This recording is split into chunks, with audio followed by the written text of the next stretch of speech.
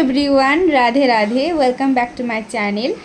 আজকের ব্লগটা স্টার্ট করছি তোমাদের একটা সুন্দর একটা জায়গা থেকে। তো জায়গাটা হচ্ছে আনাড়ার শিবানন্দ বাবার আশ্রম। তো তোমরা নিশ্চয়ই যারা আনাড়াতে থাকো বা আনাড়ার আশেপাশে থাকো তারা নিশ্চয়ই জানবে যে শিবানন্দ বাবার আশ্রমটা।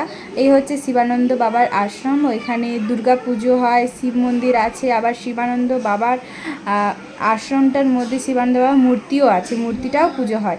তো আমরা সন্ধ্যার টাইমে গেছিলাম।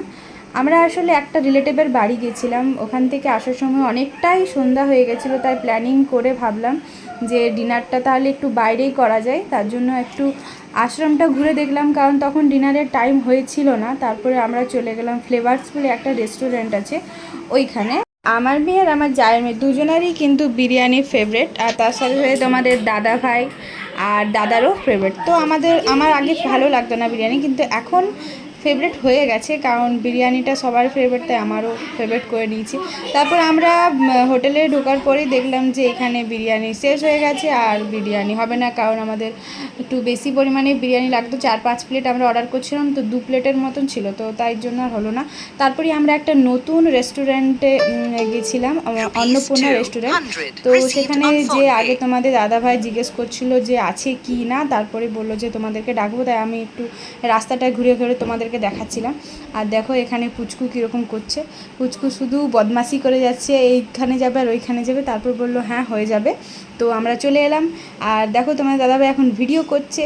ভিডিও করার তো মাথা মুন্ডু কিচ্ছু নেই, কোন দিকে ঘুরায় ভগবান জানে, মানে ভিডিওর ভিটাও জানে না যাকে বলা হয়। তো তাও করছে, সেটাই বহুত আমার কাছে। আর ভিডিওটা যদি তোমাদেরকে পুরোটা দেখাতেন তোমার দাদাভাই কীরকমভাবে ভিডিও করেছে, তাহলে ভিডিও থাকতো না। ভিডিও ঘুরে গেছিলো, একবার এই দিকে একবার ওই দিকে। আর দেখো এখানে পুচকু দেখে যাচ্ছে শুধু লাইটগুলো যে কীরকম ঝকঝক ঝকঝক চকচক চকচক করছে। তো ঠিক আছে, দেখো এখানে দুজন বসে গেছে, হাসি আর খুশি দুইজনাতে একদম রেডি খাওয়ার জন্য, কখন দেবে বিরিয়ানি। তো তারপর দেখো হাই করছে, হাই বাই।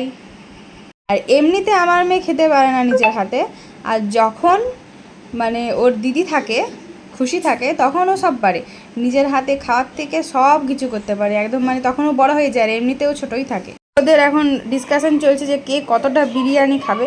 তার জন্য দুজনে এখন আমি এতটা খাবো বলছে, আমি এতটা খাবো। তো বাচ্চাদের বুঝছোই কীরকম। তারপর আমাদের বিরিয়ানি চলে এসছে। আমরা অর্ডার করেছিলাম 4 প্লেট হায়দ্রাবাদি চিকেন বিরিয়ানি, আর আরেকটা করেছিলাম কলকাতা স্টাইল বিরিয়ানি, কারণ হায়দ্রাবাদি চিকেন বিরিয়ানিটা অনেকটা স্পাইসি ছিল, আর কলকাতা চিকেন বিরিয়ানিটা একটু মিষ্টি মিষ্টি ছিল। তো বাচ্চাদের জন্য ওটাই ভালো। আর করেছিলাম চিলি চিকেন। তো আমি ভিডিওটা যদি ভালো লেগে থাকে please like, comment, share and subscribe করে দেবে। টাটা।